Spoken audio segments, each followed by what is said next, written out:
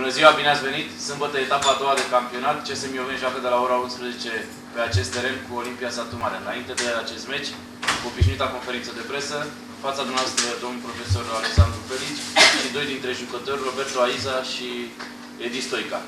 Îl rog, domnul profesor, să vă spună câteva cuvinte despre acest meci, la fel și pe jucători și apoi întrebări, dacă sunt. Domnul profesor? Da, mulțumesc, bună ziua, bine ați venit. Un joc care se anunță interesant prin prisma faptului că la Satu Mare au avut loc, așa cum s-a întâmplat și aici la Mioveni, schimbări de antrenori. Acolo este Bogdan Andon, este un antrenor tânăr care a fost secundul domnului Șumodică și cu care am fost coleg la licența Pro. E un antrenor tânăr, ambițios, care își dorește să facă multe în cariera sa. Vor veni cu siguranță cu un moral bun după prima victorie contra Reșiței, în timp ce noi trebuie să îndreptăm imaginea pe care ne-a lăsat-o în urma ultimului rezultat de la Juventus, de la București. Un rezultat rușinos, dar doar din punct de vedere al rezultatului, pentru că jocul, așa cum am mai spus în prima repriză, a fost un joc bun, consistent, în care am dictat ritmul și puteam, cred, să scoatem mai mult dacă evitam greșelile pe care le-am făcut în debutul reprizei secunde. Dacă la București am reușit să fim concentrați o repriză, sper ca sâmbătă să reușim să ținem această concentrare și să evităm greșelile personale pe toată durata partidei și să ne luăm cele 3 puncte puse în joc. Nu sunt accidentați pentru jocul de sâmbătă. Sperăm să fim inspirați în alcătuirea lotului și în alcătuirea primului 11 și să, așa cum am spus, să luăm cele 3 puncte puse în joc. E un joc foarte important pentru noi. Roberto, cum vezi acest meci? Bună ziua! Este un meci foarte important pentru noi, să câștigăm. E primul meci acasă, e primul meci în fața suporterilor și încercăm să repetăm prima repriză de la Juventus, să facem și prima repriză și a doua repriză bine, ca să ieșim cu un rezultat pozitiv. Baia Mare, Satu Mare, pardon, este o echipă care cunoaștem foarte bine, am jucat de mai multe ori cu ei, o echipă care se apără bine, vin la Mioveni să se apere, dar avem o echipă bună, un lot bun și încercăm să câștigăm. Edi? Bună ziua! Ce să zic, un meci destul de greu. Avem speranțe și cred că o să câștigăm meciul. Sperăm să fi învățat ceva din meciul de la Juventus, care, cu ziua noastră, am pierdut, scor care nici nouă ne convine, vă dați seama. Sper să ne ambiționeze meciul acela. E primul meci pe teren propriu, cred că o să vină destul de lume multă la stadion și sperăm să facem lumea fericită și să îndreptăm debutul, cum ar veni, cu stângul pe care l-am avut în acest sezon. Sper și eu să câștigăm și cred că de aici lucrurile o să înceapă să meargă din ce în ce mai bine. Întrebări? Cu siguranță vor fi și câteva modificări după finalitate. Da, este adevărat. Vor fi câteva modificări. Sper să nu vă supărați dacă nu vi le dezvălui acum. Le veți vedea sâmbătă la ora jocului.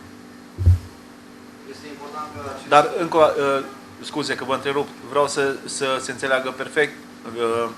Nu datorită faptului că cei care nu se vor mai regăsi în echipă sunt găsiți vinovați pentru înfrângerea cu Juventus. Nu. Nici vorbă, toți am avut lucruri bune, toți am greșit, așa că nu are nicio legătură. Așa ne gândim să abordăm acest joc. Vă rog. E important că de eșecul ăsta a venit în prima etapă, având în vedere că avem un caz în campionat, avem să corect. E important și neplăcut.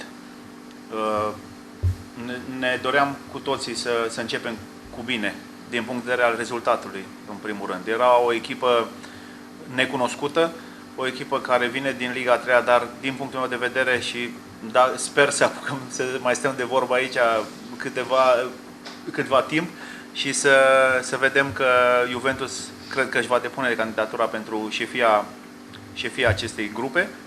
Este un punct de vedere, o echipă cu multă calitate, cel puțin de la mijloc în sus. Și, așa cum am spus-o, e păcat că ne-am dorit mult să începem cu un rezultat bun. Ar fi fost orice alt rezultat în afară de înfrângere, cred că ar fi fost un punct bun de plecare. Am avut rezultatul 45 de minute în buzunar, ca să zic așa, sau în mâna noastră. După aceea, din păcate, am făcut acele greșeli pe care sperăm să nu le mai repetăm. Ce trebuie îmbunătățit ca să nu mai se repete ceea ce spune? Nivelul de concentrare, cred. Încrederea în noi. Am luat acel gol în finalul primei reprize și acolo a fost un pic de cădere pe care nu vreau să se mai repete și sper ca jucătorii și noi cu toții să înțelegem că un meci durează 45 de minute și dacă am fi intrat cu 0-0 la pauză, nu s-ar fi întâmplat nimic altceva. Am luat acel gol și a apărut așa că ne apasă acel gol. N-am intrat la fel de hotărâți și la fel de concentrați, nu hotărâți neapărat, a doua repriză. Și au fost două greșeli în decurs de foarte puțin timp, imediat după pauză, care până la urmă au fost decisive. Deși ne-am mai creat ocazii și în a doua repriză. Prin spectrul rezultatului, dacă comparăm repriza întâi când am făcut egal cu repriza a doua când am pierdut 3-0, e clar că pare că repriza a doua a fost una dezastroasă. Au fost greșeli pe care sperăm să nu le mai repetăm. Un mesaj pentru suporteri, domnilor? Mai ales că meciul ăsta e acasă, primul, după multă vreme. Îl spun eu? Fiecare. Ok. Din punctul meu de vedere, îi rog din suflet să nu fie supărați pentru debutul cu stângul în această ediție de campionat. Scorul este rușinos, dar nu cred că reflectă pe deplin realitatea din teren. Nu chiar cred că merităm să pierdem la maniera asta și sperăm să ne spălăm, să ne redresăm în fața lor pe teren propriu. Eu sper să vină câte mai multe suporte la stadion, să ne încurajeze, să ne ajute să câștigăm meciul. Că jucăm acasă. Ei, dacă nu sunt cu noi, vin să ne înjure și să ne facă tot fel de chestii, mai bine stă acasă. Jucăm liniștit. Acum să vină, să ne încurajeze început de campionatul, să treacă cu vedere prima etapă și până la urmă prima etapă acasă. Dacă nu avem un suporter, e complicat. Și să vină cât mai multă lume, să fie cum ar veni un nou început de campionat, să ștergem ce a fost prima etapă, nu mai contează, deja a trecut, și să ne susțină cum au făcut-o de foarte multe ori și noi să îi asigurăm că vom da totul, să câștigăm și vom face tot ce ne stă în putință, să ieșim cu capul sus după acest meci.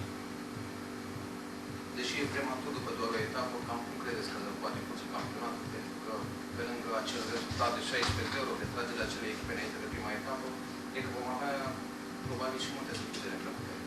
Mă tem de acest lucru și am vorbit despre asta și în conferința de presă trecută. Sperăm ca după surpriza neplăcută Baia Mare să nu mai apară și alte surprize neplăcute. Vom vedea ce se va întâmpla vis-a-vis de Pâncota și alte echipe care în momentul de față au o situație foarte neclară. Credeți că e așa greu ca federația să fie consecventă, să primească în campionat pur și simplu acele echipe care mâine vor fi la teren și nu în vestiar sau nu mai sunt nici la stadion? Mi-e greu să vorbesc despre deciziile federației, nu-i treaba mea să fac asta. Sunt oameni în măsură... Corect, e adevărat. Ne-a afectat și în campionatul trecut, ca să fiu sincer. Pe când eram antrenor la Vâlcea, am fost singura echipă care am jucat toate meciurile și cu FC Bihor și cu Caransebeșu. Am fost printre puținele echipe. În timp ce alte echipe au luat 12 puncte fără să se prezinte pe teren, noi am luat toate punctele și am și pierdut un meci cu Caransebeșu, nefericit, și cele 3 puncte ne-au dus în afara play-off-ului, la final. Pe când celelalte le-au luat 12 puncte așa fără să se prezinte pe teren. Dar asta e. Ne supunem și nu avem ce face. Jucăm. Nu decidem noi cine și cum și ce. Sunt destui șefi.